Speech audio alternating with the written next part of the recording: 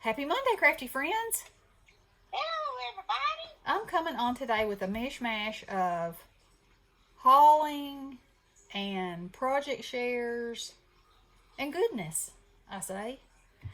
So, I saw where Hobby Lobby had put some marvelous orange stickers on their sequin, so I ran by there this morning when I was doing my errands, and this is what I found. And I'm so excited because they were 49 cents. And you know, you can't beat that with a stick. They're regularly $1.99. These packs with 4 in them have the rounds, the squares, and the cupped in several shades, and then the prismatic kind. And oh, I think they're so pretty. And then these two have the 3 colors of flowers, and you know, of course they're great in a shaker, but they're also, if you, all you gotta do is draw a little vine with a few little leaves on it and glue some of these on. Beautiful. So I was tickled to find those. And then I found this one, which looks like an underwater awesomeness. And I had just downloaded this paper collection, and I thought, how cool would that be in a shaker, you know, with that, because it just sort of highlights all those colors. So anywho, let me show you another piece of paper. Look at that. That looks like it was made to go with that. How cool. Love it. All right, and then this is the last one. And it's silver, and it's got, looks like octagons and suns or flowers, and silver and iridescent and pink and teal. So that's good to go in a whole lot of things. And for 99 cents, you know, it's 99 cents. So for $5.11, that was with tax, I got all this goodness. So that made me a happy girl. That's a good deal right there. That's a good deal. All right, so now let me move this out of the way, and we will move on to, I got this stamp on, oh, sorry about that, on eBay, and it is a PSX 1995K 1224, and it is just beautiful. And so, you know, obviously I was hoping it would stamp like that, and boy did it ever. I mean, I think that is so gorgeous, and so, I mean, you could do this and, you know, it's done. And all I did was stamp it in brown, and then mix some watercolor in brown, and just kind of washed it all over the castle, and then made the sand, and then put some blue for the sky, and colored in the flags, and that's it. And I think this will be so cool for not only summer scenes, but underwater scenes too. You know, I just think it'd be so pretty. Are you still there, Bestie? I think Bestie. I am.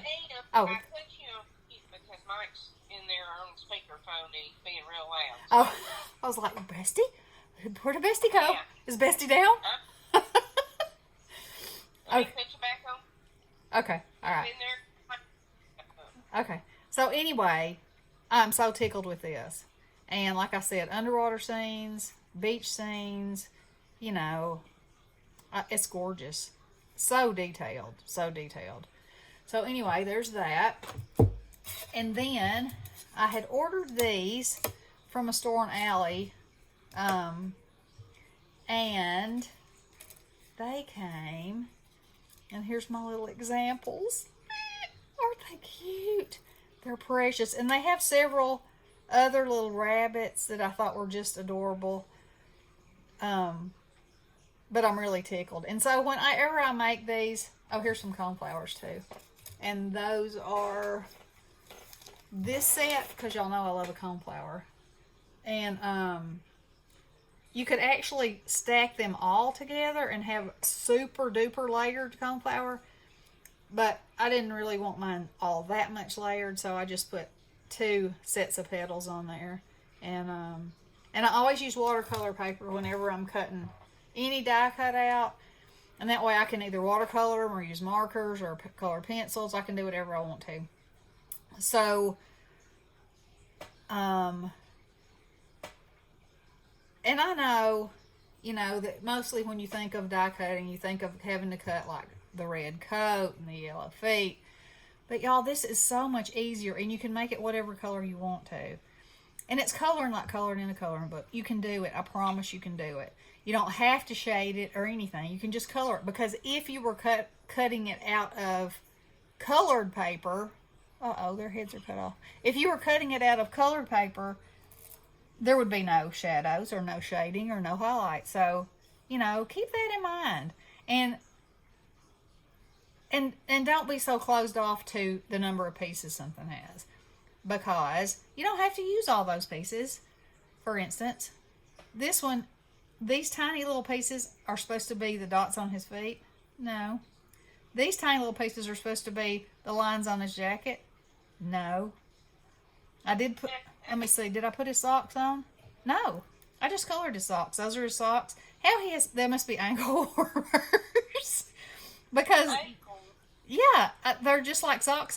Or maybe well, no, he doesn't have pants on because his tail's sticking out. I don't know what these are. We're going to call them rabbit ankle warmers. So, anyway, I just painted those a different color. Now, I did put his eye on because I wanted it to stand out, but I did not use that little dot. I just painted that in with a marker. And, so, you don't have to use all the tiny pieces. This one, obviously, was super easy. I did not use those. You see one still stuck in there. You just don't have to. And especially when a die has the embossed areas, it does all the work for you. You don't have to go, wonder exactly where his hands are.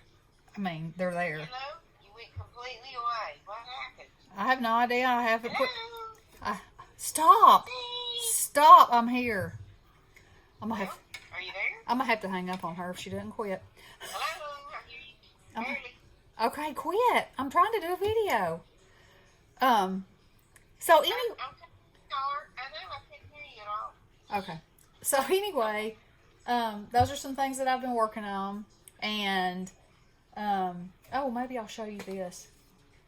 No, I won't. I'll come back and show you that.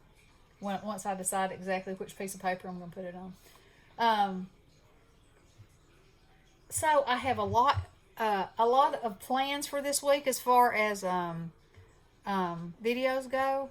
The kids are with their dad, so I have one deep cleaning project today and my regular chores, and then I'm crafting.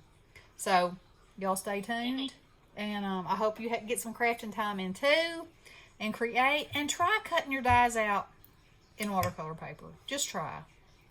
You can use colored pencils, you can use markers, you can use gel pens, you can use watercolor, you can use acrylic paint if you want to. You can use whatever you want to.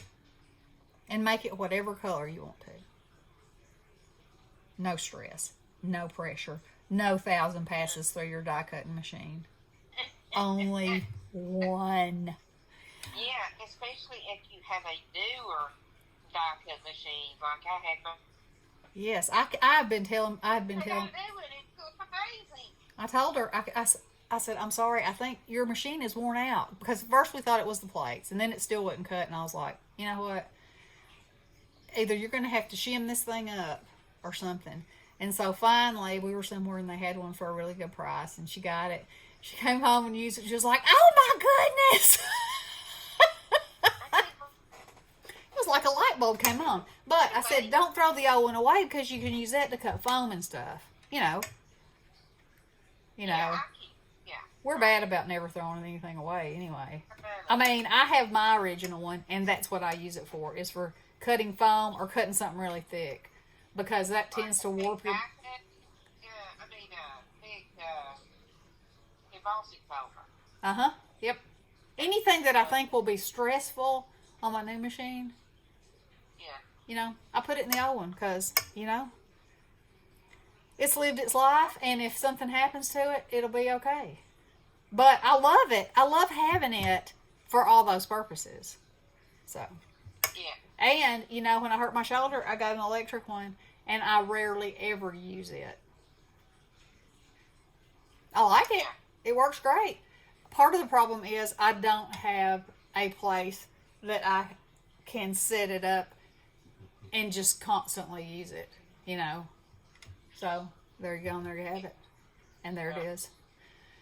So anyway, there's some yakking and some thoughts and some shares and some this and some that and some who do I ever need to redo my fingernails? You can tell I've been digging in the dirt.